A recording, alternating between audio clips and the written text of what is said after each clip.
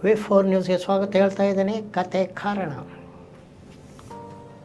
ಆರ್ಥಿಕ ತಜ್ಞರಾಗಿದ್ದಂಥ, ಶಿಕ್ಷಣ ತಜ್ಞರು ಆಗಿದ್ದಂಥ, ವಿಶ್ವವಿದ್ಯಾಲಯದ ಬಂಗಾರದ ಪದಕದ ವಿಜೇತರು ಆಗಿದ್ದಂಥ, ಭಾರತಕ್ಕೆ ಹಣಕಾಸಿನ ಭದ್ರತೆ ಒದಗಿಸಿದ, ಆಹಾರ ಭದ್ರತೆ ಕಾಯ್ದೆಯನ್ನು ಜಾರಿಗೆ ತಂದ, ಹೀಗೆ ಹಲವಾರು ಅಭಿವೃದ್ಧಿಗಳ ಹರಿಕಾರರಾಗಿದ್ದಂಥ ಮಾಜಿ ಪ್ರಧಾನಿ ಮನಮೋಹನ್ ಸಿಂಗ್ ಅವರು ಇನ್ನಿಲ್ಲ. ಅವರು 92 ವರ್ಷ ಆಗಿದ್ದರಿಂದ ಸಹಜವಾಗಿ ವಯೋಸಹಜವಾಗಿ ನಿಧನರಾಗಿದ್ದಾರೆ. ಇತ್ತೀಚಿನ ದಿನಗಳಲ್ಲಿ ಅವರು ಗಾಲಿ ಕುರ್ಚಿಗಳಲ್ಲಿ ಓಡಾಡ್ತಾ ಇದ್ದರು. ಇನ್ನುಳಿದಂತೆ ಅವರ ಸಾಧನೆಗಳು ಭಾರತದಂಥ ದೇಶದಲ್ಲಿ ಹೆಚ್ಚು ಪ್ರಚಾರ ಪಡೆದಿಲ್ಲ ಅನ್ನುವಂಥದ್ದು ವಿಷಾದನೀಯವಾದ ಸಂಗತಿ. ಅಷ್ಟೇ ಅಲ್ಲ, ಪ್ರಧಾನಿ ಮೋದಿಯವರ ಸರ್ಕಾರವು ಮನಮೋಹನ್ ಸಿಂಗ್ ಅವರ ಕಾಲದಲ್ಲಿ ಆರಂಭವಾದ ಹಲವು ಯೋಜನೆಗಳನ್ನು ತನ್ನ ಹೆಸರಿಗೆ ಬರೆಸಿಕೊಂಡಿದೆ.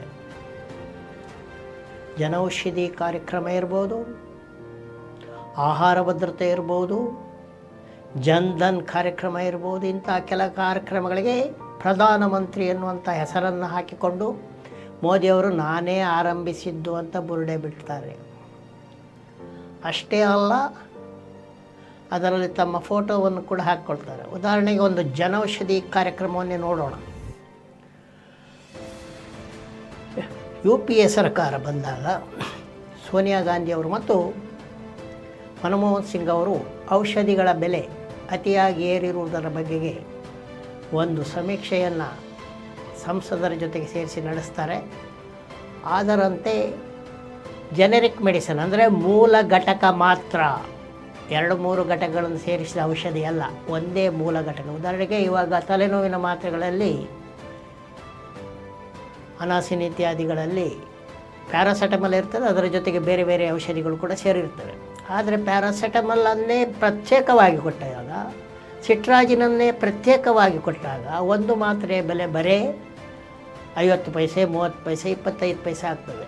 ಅದನ್ನು ಜನರಿಕ್ಕಾಗಿ ಕೊಟ್ಟಾಗ ಒಂದು ಮಾತ್ರೆಯ ಬೆಲೆ ಸೇರಿಸಿ ಕೊಟ್ಟಾಗ 2-3 ಔಷಧ ಸೇರಿ ಒಂದು ಮಾತ್ರೆ ಬೆಲೆ 8, 10, 20 ರೂಪಾಯಿ ಎಲ್ಲ ಆಗ್ತದೆ.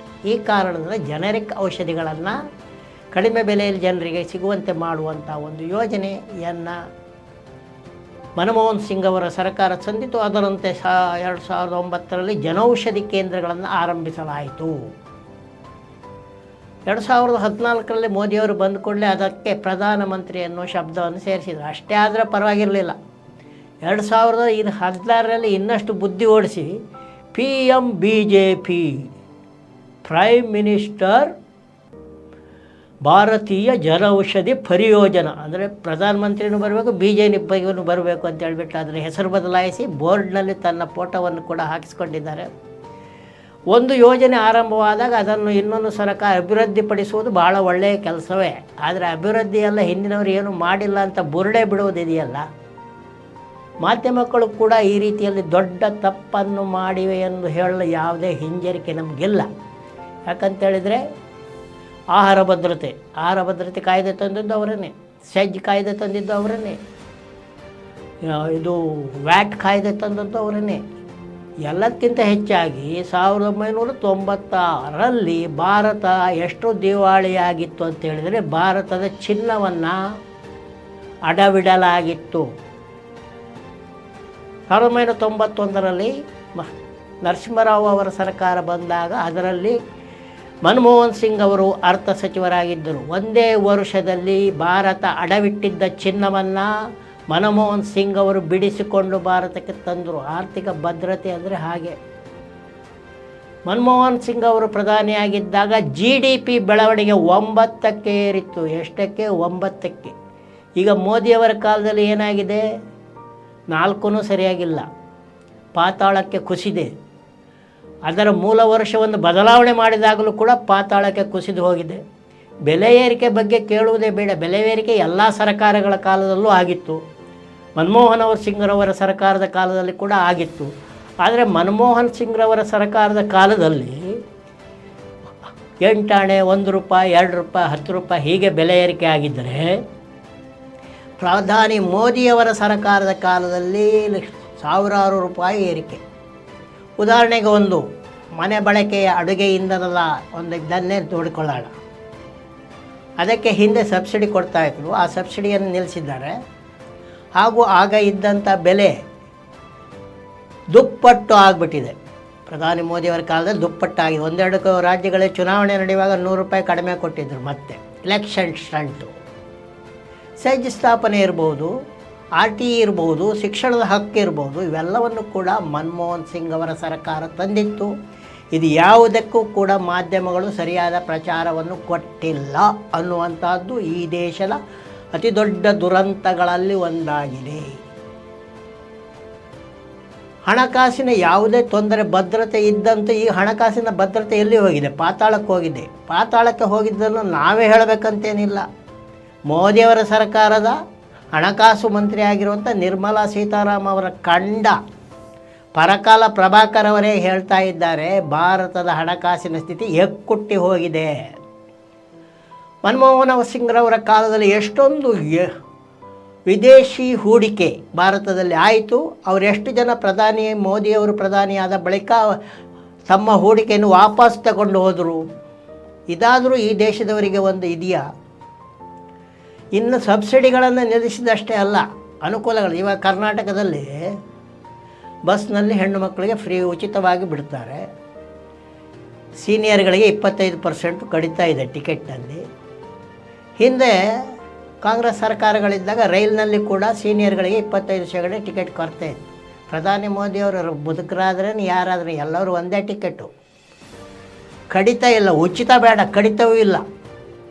ಇದನ್ನು ಯಾಕೆ ಹೇಳ್ತಾ ಇದ್ದೀನಿ ಅಂತೇಳಿ, ಈ ದೇಶದ ಪ್ರಚಾರ ಮಾಧ್ಯಮಗಳು ಎಷ್ಟು ಕೆಟ್ಟ ರೀತಿಯಲ್ಲಿ ವರ್ತಿಸ್ತವೆ ಮತ್ತು ಎಷ್ಟು ಕೆಟ್ಟ ರೀತಿಯಲ್ಲಿ ಪ್ರಚಾರವನ್ನು ಇಟ್ಟಿವೆ.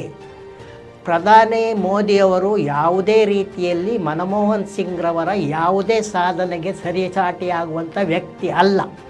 ಆದರೆ ಪ್ರಚಾರದಲ್ಲಿ ಮನಮೋಹನ್ ಸಿಂಗರಿಗಿಂತ 10 ಪಟ್ಟು ಪ್ರಚಾರ ಸಿಕ್ಕಿದೆ. ಈಗ ನೋಡಿ, ನಿನ್ನೆ ಒಂದು ವರದಿ ಬಿಡುಗಾಗಿದೆ. 2023-2024ರಲ್ಲಿ BJP ಪಕ್ಷಕ್ಕೆ 2244 ಕೋಟಿ ರೂಪಾಯಿ 2244 ಕೋಟಿ ರೂಪಾಯಿ ದೇಣಿಗೆ ಬಂದಿದ್ದರೆ, ಕಾಂಗ್ರೆಸ್ ಪಕ್ಷಕ್ಕೆ ಎಷ್ಟಪ್ಪ? 289 ಕೋಟಿ ರೂಪಾಯಿ. ಅಂದರೆ ಕಾಂಗ್ರೆಸ್ಗೆ ಬಂದ ದೇಣಿಗೆ 10 ಪಟ್ಟು ದೇಣಿಗೆ BJPಗೆ ಬಂದಿದೆ. ಮತ್ತು ಇನ್ನೇನು ಮಾಡ್ತಾರೆ? ಮನಮೋಹನ್ ಸಿಂಗ್ರ ಸರ್ಕಾರವಿದ್ದ ರೈತರ ಸಾಲ ಮನ್ನಾ ಮಾಡಿದರು. ರೈತರ ಸಾಲ ಮನ್ನಾ ಮಾಡಿದ್ರು, ರೈತರೇನಾದರೂ ಪಕ್ಷಗಳಿಗೆ ದೇಣಿಗೆ ಕೊಡ್ತಾರಾ? ಮೋದಿಯವರ ದೊಡ್ಡ ಮನಸ್ಸು. ಅವರು 15 ಮಂದಿ ಉದ್ಯಮಿಗಳ 60,000 ಕೋಟಿ ರೂಪಾಯಿ ಸಾಲ ಮನ್ನಾ ಮಾಡಿದ್ರು. ಉದ್ಯಮಿಗಳು ದೇಣಿಗೆ ಕೊಡ್ತಾರೆ, ಎದುರಿಗೂ ದೇಣಿಗೆ ಕೊಡ್ತಾರೆ, ಹಿಂದ್ಗಡೆಯೂ ದೇಣಿಗೆ ಕೊಡ್ತಾರೆ. ಇದು ದೇಶದ ಉದ್ಧಾರವಾ ಅನ್ನುವಂಥ ಪ್ರಶ್ನೆ ನಮ್ಮ ಮುಂದೆ ನಿಲ್ತದೆ. ಕೆಲವು ಉದ್ಯಮಿಗಳ ಉದ್ಧಾರಕ್ಕಾಗಿನ ಸರ್ಕಾರ ಇದ್ದರೂ ಕೂಡ ಈ ದೇಶದ ಜನರಿಗೆ ಈಗಲೂ ಕೂಡ ಯಾವುದೇ ರೀತಿಯಲ್ಲಿ ಈ ಬಗೆಗೆ ಅರಿವು ಇಲ್ಲ. ಪ್ರಚಾರ ಮಾಧ್ಯಮಗಳು ಕೂಡ ಸುಳ್ಳುಗಳನ್ನು ಪ್ರತಿನಿತ್ಯ ಹೇಳ್ತಾ ಇವೆ. ಆದರೂ ಕೂಡ ಈ ಜನರು ಈಗಲೂ ಕೂಡ ಕೂಪಮಂಡೂಕಗಳಂತೆ ಇದ್ದಾರೆ ಅನ್ನುವಂಥದ್ದು ಈ ದೇಶದ ದೊಡ್ಡ ದುರಂತಗಳಲ್ಲಿ ಒಂದು ಆಗಿದೆ. ಇನ್ನು 5G ಎಲ್ಲ ಕಡೆ ಇವಾಗ 5G ಅಂತ ಹೇಳ್ತಾರೆ. ಆದರೆ ಇನ್ನು ಭಾರತದಲ್ಲಿ ಇನ್ನೂ ಕೂಡ 1% ಕೂಡ 5G ಸರಿಯಾಗಿ ಕೆಲಸ ಮಾಡ್ತಾ ಇಲ್ಲ. ಭಾರತದ 146 ಕೋಟಿ ಜನಸಂಖ್ಯೆಯಲ್ಲಿ 1% ಜನರು ಕೂಡ 5Gಯನ್ನು ಬಳಸುತ್ತಿಲ್ಲ. 4G ಕತೆ ಏನಪ್ಪ? 4G ಕತೆ ಕೂಡ ಅಷ್ಟೇ. ಇನ್ನೂ ಕೂಡ ದೇಶದ ಸಾವಿರಾರು ಹಳ್ಳಿಗಳಲ್ಲಿ 4Gನೂ ಇಲ್ಲ. 5G ಹೋಗಲಿ, 4Gನೂ ಇಲ್ಲ. ಕರ್ನಾಟಕದಲ್ಲಿ 29,828 ಹಳ್ಳಿಗಳಿದ್ದು ಕರ್ನಾಟಕದ 927 ಹಳ್ಳಿಗಳಲ್ಲಿ 4Gನೇ ಇಲ್ಲ. 5G ಆಮೇಲೆ 4Gನೇ ಇಲ್ಲ. ಹಾಗಾಗಿ ಮೊಬೈಲ್ ಕ್ರಾಂತಿ ಏನಂತ ಹೇಳ್ತಾ ಇದ್ದೀನಿ ಅಂತ ಹೇಳಿದ್ರೆ, ಮನಮೋಹನ್ ಸಿಂಗ್ ಅವರ ಸರ್ಕಾರವೇ ಸಂಪರ್ಕ ಕ್ರಾಂತಿಯನ್ನು ರಾಜೀವ್ ಗಾಂಧಿಯವರ ಸರ್ಕಾರ ಸಾಧಿಸಿತು. ಆಮೇಲೆ ಮನಮೋಹನ್ ಸಿಂಗ್ ಅವರ ಸರ್ಕಾರದ ಕಾಲದಲ್ಲಿ ಮೊಬಿಲಿಟಿಗೆ ಮೊದಲು ಆದ್ಯತೆ ನೀಡಲಾಯಿತು. ಮೊಬಿಲಿಟಿ ಏನೋ ಆಗಿದೆ. ಈಗ ಎಲ್ಲರೂ ಕೂಡ ಮೊಬೈಲ್ ನೋಡ್ತೀವಿ ನಾವು. ಆದರೆ ಪೇಟೆಯಲ್ಲಿ, ಹಳ್ಳಿಗಳಲ್ಲಿ ಇನ್ನೂ ಕೂಡ ಸಾಕಷ್ಟು ಕಡೆ, ಅಂದರೆ ತೀರಾ ಒಳಭಾಗದಲ್ಲಿರುವಂಥ ಹಳ್ಳಿಗಳಲ್ಲಿ ಈಗಲೂ ಕೂಡ ಮೊಬೈಲ್ ಸಂಪರ್ಕ ಸಿಗಲ್ಲ. ಮೊಬೈಲ್ ಕೈಯಲ್ಲಿ ಇರ್ತದೆ, ನೆಟ್ವರ್ಕ್ ಇರಲ್ಲ. ಮೊಬೈಲ್ ಕೈಯಲ್ಲಿ ಇರ್ತದೆ, ನಮ್ಮದು ಅಕೌಂಟು ಇರ್ತದೆ, ಬೇರೆಯವ್ರಿಗೆ ಕಾಸು ಕಳ್ಸೋಕ್ಕಾಗಲ್ಲ. ಯಾಕಂದರೆ ಯಾವ ರೀತಿಯ ಸಂಪರ್ಕ ಅವ್ಯವಸ್ಥೆ ಇನ್ನೂ ಕೂಡ ದೇಶದಲ್ಲಿ ಇದೆ. ಇದಕ್ಕಿಂತ ಚೋದ್ಯವಾದ ಇನ್ನೊಂದು ಸಂಗತಿ ಅಂತ ಹೇಳಿದರೆ, ಆಮ್ ಆದ್ಮಿ ಪಕ್ಷವು ನಿನ್ನೆ ಇಂಡಿಯಾ ಮೈತ್ರಿಕೂಟದಿಂದ ಕಾಂಗ್ರೆಸ್ಸನ್ನು ಹೊರಗೆ ಹಾಕಬೇಕು ಅನ್ನೋ ಮಾತನ್ನು ಹೇಳಿದೆ. ಅವರ ಅಭಿವ್ಯಕ್ತಿ ಸ್ವಾತಂತ್ರ್ಯ ಸರಿ, ಆದರೆ ವಿಚಾರ ಸ್ವಾತಂತ್ರ್ಯ ಇರಬೇಕಲ್ಲ. ಅಭಿವ್ಯಕ್ತಿ ಸ್ವಾತಂತ್ರ್ಯ ಎಲ್ರಿಗೂ ಇದೆ, ಅವ್ರು ಬೇಕಾದ ವಿಷಯವನ್ನು ಹೇಳ್ತಾರೆ. ಆಮ್ ಆದ್ಮಿ ಪಕ್ಷ ಕೂಡ ಕಾಂಗ್ರೆಸ್ ಬೇಡ ಇಂಡಿಯಾದಿಂದ ಹೊರಗೆ ಹಾಕಿ ಅಂತ ಹೇಳಿದ್ದಾರೆ, ಅದರಲ್ಲಿ ತಪ್ಪೇನಿಲ್ಲ. ಆದರೆ ವಿಚಾರ ಅನ್ನುವಂಥದ್ದು ಅಲ್ಲೇ ವಿಚಾರ. ಯಾಕಂತೇಳಿದರೆ ಕಳೆದ ಲೋಕಸಭಾ ಚುನಾವಣೆ ಹೊತ್ತಿಗೆ ತೆಲಂಗಾಣ ರಾಷ್ಟ್ರ ಸಮಿತಿ ಅನ್ನುವಂಥದ್ದು ಹೆಸರನ್ನು, ಆಮೇಲೆ ಭಾರತ ರಾಷ್ಟ್ರ ಸಮಿತಿ, ಈಗ ಚುನಾವಣಾ ಇದರಲ್ಲಿ ಪಕ್ಷಗಳಲ್ಲಿ ದೇಣಿಗೆ ಪಡೆಯುವುದರಲ್ಲಿ ಈ ಬಾರಿ ಕಾಂಗ್ರೆಸ್ 3ನೇ ಸ್ಥಾನದಲ್ಲಿರೋದು, BJP 1ನೇ, ಆದರೆ 2ನೇ ಸ್ಥಾನದಲ್ಲಿರೋದು BRS ಪಕ್ಷ, ಭಾರತೀಯ ರಾಷ್ಟ್ರ ಸಮಿತಿ. ಅಂದರೆ ಹಳೆಯ ತೆಲಂಗಾಣ ರಾಷ್ಟ್ರ ಸಮಿತಿ. ಅದು 440 ಕೋಟಿಯಷ್ಟು ದೇಣಿಗೆಯನ್ನು ಪಡೆದಿದೆ ಒಂದು ವರ್ಷದಲ್ಲಿ. ಕಾಂಗ್ರೆಸ್ಗಿಂತಲೂ ಹೆಚ್ಚು ದೇಣಿಗೆಯನ್ನು ಒಂದು ಪ್ರಾದೇಶಿಕ ಪಕ್ಷ. ಈಗ ಅದು ಅಧಿಕಾರದಲ್ಲೂ ಇಲ್ಲ, ಹಿಂದೆ ಅಧಿಕಾರದಲ್ಲಿ ಇತ್ತು ತೆಲಂಗಾಣದಲ್ಲಿ. ಈಗ ಅಧಿಕಾರದಲ್ಲಿ ಇಲ್ಲದಿದ್ದರೂ ಕೂಡ ಕಾಂಗ್ರೆಸ್ಗಿಂತಲೂ ಹೆಚ್ಚು ದೇಣಿಗೆಯನ್ನು ಭಾರತ ರಾಷ್ಟ್ರೀಯ ಪಕ್ಷ ಸಮಿತಿ ಪಡೆದಿದೆ. ಅದು ಏನಾದರೂ ಇರಲಿ, ಅದು ಲೋಕಸಭಾ ಚುನಾವಣೆಗೆ ಮುಂದೆ ಒಂದು ಹುಚ್ಚಾಟ ಮಾಡಿತು. ಒಂದು BJP ಅಲ್ಲದ ಪಕ್ಷಗಳ ಒಂದು ಮೈತ್ರಿಕೂಟವನ್ನು ಸ್ಥಾಪನೆ ಮಾಡೋದು, ಅದರಲ್ಲಿ ಕಾಂಗ್ರೆಸ್ ಇರಬಾರ್ದು. ಅದರ ಪರಿಣಾಮ ಏನಾಯಿತು, BRS ಲೆಕ್ಕಕ್ಕಿಲ್ದಾಗೆ ಆಗೋಗ್ಬಿಟ್ಟಿದೆ. ತೆಲಂಗಾಣದಲ್ಲಿ ಇದೆ, ಅದು ಬೇರೆ ಇಡೀ ದೇಶ ಮಟ್ಟದಲ್ಲಿ ನಿಲ್ಲಲು ಪ್ರಯತ್ನಿಸಿ ಈ ದೇಶದಲ್ಲಿ ನಿಲ್ಲುವುದು ಹೋಗಲಿ, ತೆಲಂಗಾಣದಲ್ಲಿ ತನ್ನ ನೆಲೆಯನ್ನು ಕಳೆದುಕೊಂಡಿತ್ತು. ಆಮ್ ಆದ್ಮಿ ಪಕ್ಷದ ಕತೆ ಕೂಡ ಹಾಗೇನೆ. ಇತ್ತೀಚೆಗೆ ಇದೇ ವರ್ಷ ನಡೆದಂಥ ಹರಿಯಾಣದ ಚುನಾವಣೆಯಲ್ಲಿ ಕೂಡ ಇದೇ ರೀತಿ ಆಟವಾಡಿದಂಥ ಆಮ್ ಆದ್ಮಿ ಪಕ್ಷ ಹರಿಯಾಣದ ವಿಧಾನಸಭೆಗೆ 1 ಸ್ಥಾನ ಕೂಡ ಗೆಲ್ಲಿಲ್ಲ ಅನ್ನುವಂಥದ್ದು ನಮ್ಮ ಕಣ್ಣೆದುರೇ ಇದೆ. ಮೈತ್ರಿಕೂಟವನ್ನು ಯಾರು ಬೇಕಾದರೂ ಮಾಡ್ಬೋದು. ಈಗ ಕಮ್ಯುನಿಸ್ಟರು ಪಶ್ಚಿಮ ಬಂಗಾಳದಲ್ಲಿ ಮೈತ್ರಿಕೂಟವನ್ನು ಮಾಡ್ಕೊಂಡು, ಎಲ್ಲ ಕಮ್ಯುನಿಸ್ಟ್ ಪಕ್ಷಗಳು ಸೇರಿ ಒಂದು ಮೈತ್ರಿಕೂಟವನ್ನು ಮಾಡ್ಕೊಂಡಿದ್ರು. ಇವಾಗ ಇಂಡಿಯಾ ಮೈತ್ರಿಕೂಟದಲ್ಲಿ ದೇಶ ಮಟ್ಟದಲ್ಲಿ ಕಮ್ಯುನಿಸ್ಟ್ ಇದ್ದರೂ ಕೇರಳದಲ್ಲಿ ಮೈತ್ರಿಕೂಟದಲ್ಲಿ ಕಮ್ಯುನಿಸ್ಟ್ ಇರುವುದು ಸಾಧ್ಯ ಇಲ್ಲ. ಯಾಕಂದರೆ ಸ್ಥಳೀಯ ರಾಜಕೀಯ ಇವೆಲ್ಲ ನಡೀತವೆ. ಅದೇ ರೀತಿ ಆಮ್ ಆದ್ಮಿ ಪಕ್ಷ ಕೂಡ ಸ್ಥಳೀಯ ರಾಜಕೀಯವಾಗಿ ದಿಲ್ಲಿಯಲ್ಲಿ ಇಂಡಿಯಾ ಜೊತೆ ಮೈತ್ರಿ ಇಲ್ಲ ಅಂತೇಳಿದರೆ ತಪ್ಪೇನಿಲ್ಲ. ಆಗಿರುವಾಗ ಅದು 2 ಕೆಲಸ ಮಾಡ್ಬೋದು. ಒಂದು, ನಾನು ಇಂಡಿಯಾ ಮೈತ್ರಿಕೂಟದಲ್ಲಿ ಇಲ್ಲ, ಅಥವಾ ನಾನು ಇಂಡಿಯಾ ಮೈತ್ರಿಕೂಟದಲ್ಲಿ ಇದ್ದೇನೆ ಆದರೆ ದಿಲ್ಲಿಯಲ್ಲಿ ಇರುವುದಿಲ್ಲ. ಇದು ಪ್ರಾದೇಶಿಕ ಸಮಸ್ಯೆ ಅಂತ, ಇದರಲ್ಲಿ ಏನು ತಪ್ಪೇನಿಲ್ಲ. ಆದರೆ ಈಗ ಅದು ಹೇಳ್ತಾ ಇರುವಂಥ ವಿಷಯ ಏನಂತೇಳಿದರೆ, ಅದೇ ಒಂದು ಪ್ರಮುಖ ಪಕ್ಷವೇ ಇಲ್ಲದ ಮೈತ್ರಿಕೂಟ ನಾನು ರಚಿಸ್ತೇನೆ. ಅದು ರಚಿಸಿದರೆ ಪ್ರತ್ಯೇಕ, ಇರುವಂಥ ಮೈತ್ರಿಕೂಟವನ್ನು ಒಡೆಯುವುದಂತ ಹೇಳಿದರೆ, ಅರವಿಂದ ಕೇಜ್ರಿವಾಲ್ ಅವರು ಹಿಂದೆ RSSನಲ್ಲಿ ಇದ್ದವರು ಎನ್ನುವಂಥದ್ದು ಭಾಳ ಜನರಿಗೆ ಗೊತ್ತಿರಲಿಕ್ಕಿಲ್ಲ. ಅದನ್ನು ಮತ್ತೆ ಈಗ ಹೇಳ್ತಾ ಇದ್ದಾರೋ ಎನ್ನುವಂಥ ಒಂದು ಸಂಶಯ ಇವಾಗ ಬರ್ತದೆ. ಈ ರೀತಿ ಆಗದೇ ಇರಲಿ. ಹಾಗೂ ವಿರೋಧಿಗಳ ಮೈತ್ರಿಕೂಟ ಅನ್ನುವಂಥದ್ದು ಅನುಕೂಲಕ್ಕೆ ತಕ್ಕಂತೆ ಬದಲಾಗುವುದಾದರೆ, ಆ ಅನುಕೂಲದಿಂದ ಆ ಮೈತ್ರಿಕೂಟಗಳು ದೇಶದ ಸೇವೆಯನ್ನು ಮಾಡಲಿಕ್ಕೆ, ಅರವಿಂದ ಕೇಜ್ರಿವಾಲ್ ದಿಲ್ಲಿಯಲ್ಲಿ ಭಾಳಷ್ಟು ಅಭಿವೃದ್ಧಿಯನ್ನು ಮಾಡಿದ, ಅದರಲ್ಲಿ 2 ಮಾತೇ ಇಲ್ಲ. ಆ ದಿಲ್ಲಿಯಲ್ಲಿ ಮಾಡಿದ ಅಭಿವೃದ್ಧಿಯನ್ನು ದೇಶಕ್ಕೆ ಹರಡಲಿಕ್ಕೆ ಅವರಿಗೆ ಸಾಧ್ಯ ಇಲ್ಲ. ಯಾಕಂತೇಳಿದರೆ ಅದನ್ನು ಬಿಟ್ಟರೆ ಅವರು ಪಂಜಾಬ್ನಲ್ಲಿ ಕೂಡ ಅದಕ್ಕೆ 2 ರಾಜ್ಯಗಳಲ್ಲಿ ಅಧಿಕಾರದಲ್ಲಿದೆ. ಅದನ್ನು ಉಳಿದಂತೆ ಆಮ್ ಆದ್ಮಿ ಪಕ್ಷ ಬೇರೆ ಯಾವುದೇ ರಾಜ್ಯದಲ್ಲಿ ಅಧಿಕಾರದಲ್ಲಿಲ್ಲ. ಜಮ್ಮು ಕಾಶ್ಮೀರದಲ್ಲಿ 1 ಸ್ಥಾನ ಗೆದ್ದಿದೆ. ಹಾಗೆ 1-2 ಸ್ಥಾನಗಳನ್ನು 1-2 ಕಡೆ ಗೆದ್ದಿರೋದು ಬಿಟ್ಟರೆ ಬೇರೆ ಯಾವುದು ಅಧಿಕಾರದಲ್ಲಿ ಕರ್ನಾಟಕದಲ್ಲಂತೂ 1 ಸ್ಥಾನ ಗೆದ್ದಿಲ್ಲ, ಹಾಗೂ ಗೆಲ್ಲುವಂಥ ಸ್ಥಿತಿಯಲ್ಲಿ ಕೂಡ ಇಲ್ಲ.